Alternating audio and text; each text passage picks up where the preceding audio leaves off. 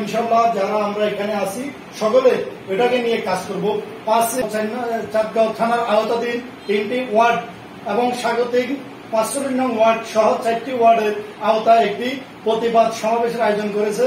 উক্ত প্রতিবাদ সমাবেশকে সফল করার জন্য আজকে 4 নম্বর ওয়ার্ড শ্রমিক দলের পক্ষ থেকে এই প্রস্তুতি সভায় এখন বক্তব্য। আসসালামু আলাইকুম।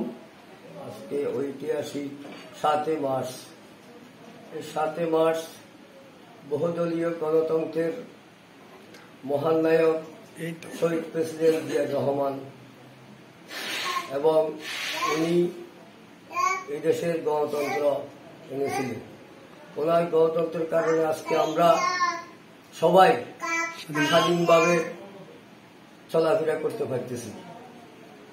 উনি এমন একজন লোক, ওনার কথা বলে শেষ করা যাবে না। উনি চট্টগ্রাম বেতারকাণ্ড থেকে স্বাধীনতা ঘোষণা দিয়েছিলেন, আমরা স্বাধীনতা পেয়েছি। আসসালামু আলাইকুম।